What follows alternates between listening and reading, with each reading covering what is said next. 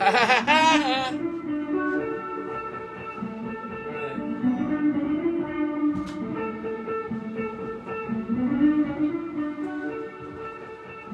the first one who correctly identifies this theme gets a tchotchke from me. something desirable. Okay, well, it's Tuesday, March 16th, one day before St. Paddy's Day, which also happened to be my late father's birthday. Big celebration day. We need some sweetness and light in here. This actual piece of music dates from pre-lapsarian times, a sweeter, more innocent era in American life. I know you'll know this piece. It's on the tip of everybody's tongue. Caroline loved it, and she'd never seen the show or anything. Okay, that's a tip-off. But anyway, yeah, let's just play a little bit here.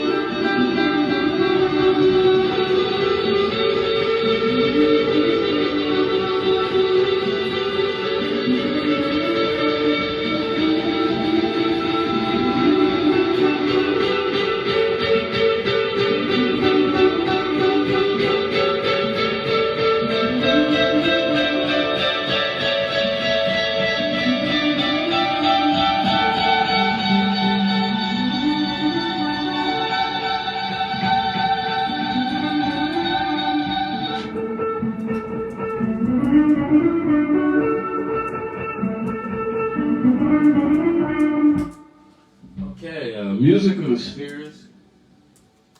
And by now, if you don't know what it is, it's still turning. I love it. It's still turning and churning.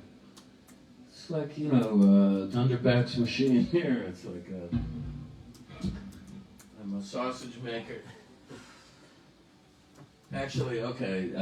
Well, anybody who came up with the correct answer on the timeline in the comment section, the first one is going to get that prize. But I might as well spill the beans. That was the Captain Kangaroo theme.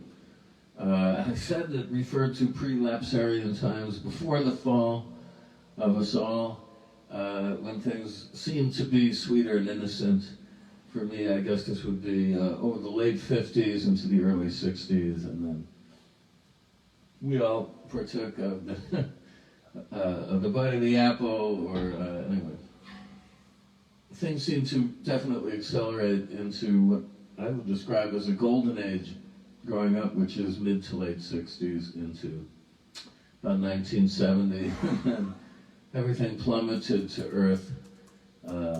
I guess when Nixon came in, and waterbeds and all that stuff, the dream seemed to fade, or anyway, mutate into, I don't know, a very strange reality. So I've always preferred the alternate, otherworldly type of reality, and that's what I aim to do, is to astonish you here.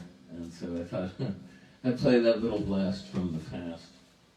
And what can I say? Yes, there's not a lot of joy in Mudville here. We've had some tragedies close to the family. Carolyn and I are okay, thank you. But yeah, it's been kind of a grim couple of days. Let me count the ways. No, I don't need to enumerate them, but we're all carrying a lot of baggage, aren't we all? After a year into this pandemic, I think we're very close to the first anniversary of the first show that I did for you guys on Facebook, which I believe, I gotta check the date, is March 24th, coming up. I missed an anniversary Saturday, March 13th, which is somewhat of a red letter day in my annus horribilis, at least the first half of that year, 1992, which is coincided with a concert I did with Jeff Buckley at St. Anne's Church, which was very well received.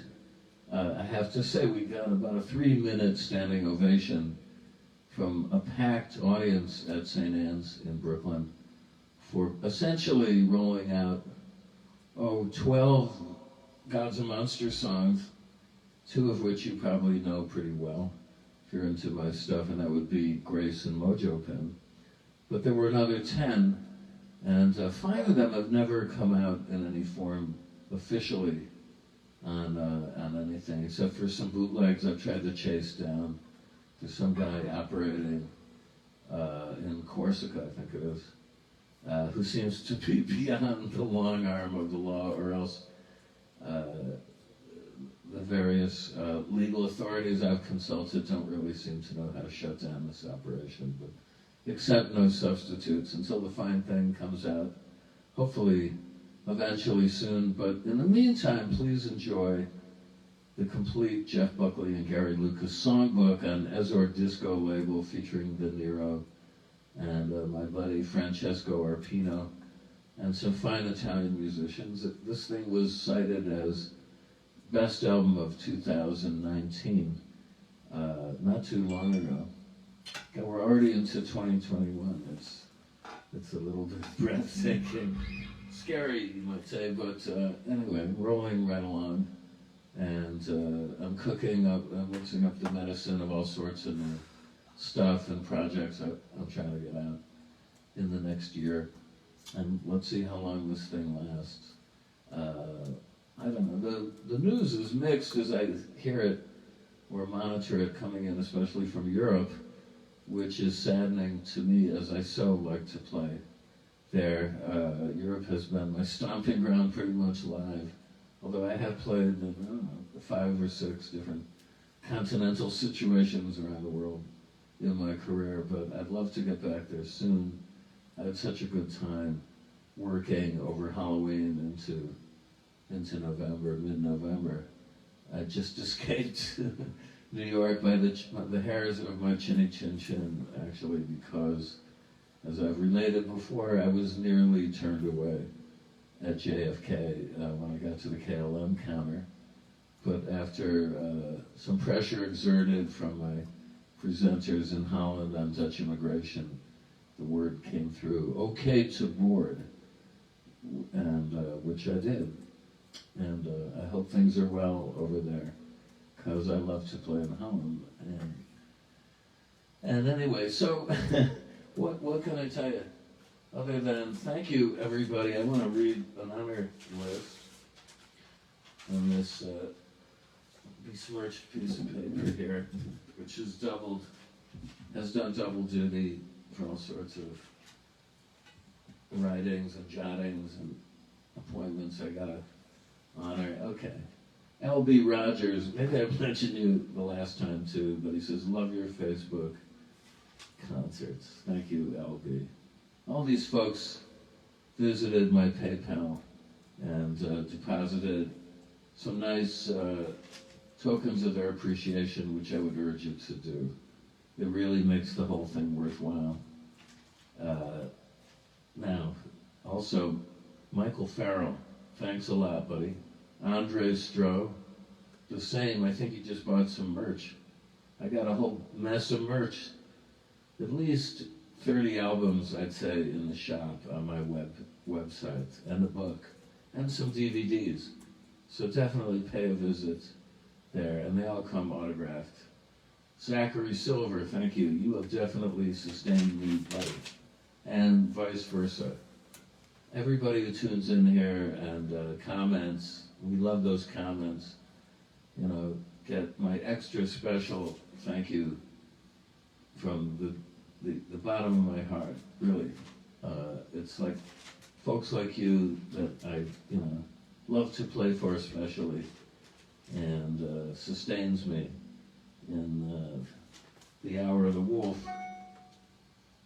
which if you've seen your Ingmar Bergman, you'll know that's a very scary point, midnight and dawn. Anyway, Patrick Davey, thanks again. Mark Green, you're a frequent visitor here. I know you can only catch up on Saturdays now, but this was for the Saturday session. John Alderman, for the tip jar, please keep the concerts coming. I can't always attend, but I enjoy the shows I do attend. And I enjoy playing for you. And what else can I tell you? Wow, just play some.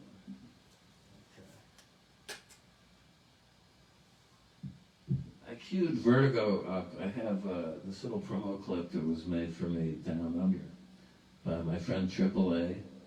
He just sent a new one with Fata Morgana as the music, but I gotta tell you, I'm waiting on Dave Pearson now because he's been working on that clip for me. But if you want to tackle Coming Clean, the playing field is yours, AAA. I have some ideas of how to illustrate that also. But all these songs are available, of course, on The Essential Gary Lucas, which has received across-the-board excellent reviews. Embarrassingly so, no. I do appreciate that people have taken the time to dig into essentially 160 minutes of music. My cup runneth over. My God, what was I thinking? Everybody takes everything in such little diegetic bite-sized chunks these days, but there it all is. It's like a sprawling cornucopia and primer of my musical career extending to the Beefheart era, 1980. The first cut, in fact, the oldest cut on the album is a live performance of Flavor Bud Living at the Beacon Theater with Don Van Vliet and company in November 1980. And I think the newest thing, there's a track I cut with the dub meister extraordinaire Adrian Sherwood in his studios in, it's on the west coast of England. Why am I blanking out? I'll think of the town. It's really nice.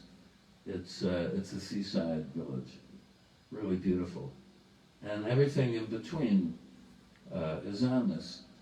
And in fact, I was just requested to send WAV files of the album to WDR Radio, National Radio of Germany, who want to play tracks on the air. So they're winging their way to you right now, all my German friends. Hopefully you'll tune in and hear them played frequently. What else can I say? There's some more reviews coming internationally, which I'll share with everybody. And I hope, that this will turn on people who don't know my work, or maybe I'm a shadowy figure, a credit on the back of somebody's album, stashed in their collection. This hopefully will bring it to vivid life for newbies, and for people who've been following me for years. I did put about 12 unreleased tracks. I'm sitting on a lot more. So again, it's a cornucopia of musical highlights from my career, and enough said.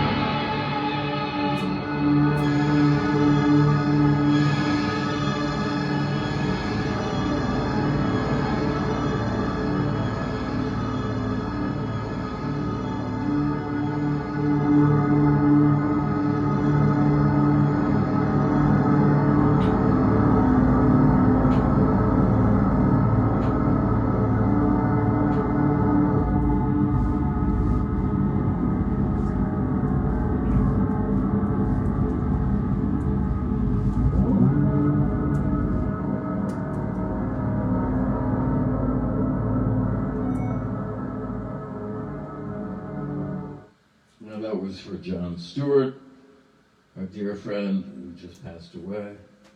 And, well, let's see now. Let me think. I know I have something else I wanted to talk to you about. No? All right, well, I'm just a little bit fatigued and overwhelmed by the news, but there's good stuff happening. Happy to say. Okay, so with that, I'm wrapping it up. I love it. Ghost in the Machine. Please come and visit my website. Check out the merch page and check out all of my wares. And here, let's get a scan over there, Lulu. Where are you?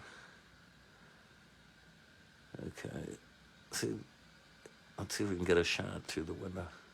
It's a little foggy. All right, well. Love playing for you.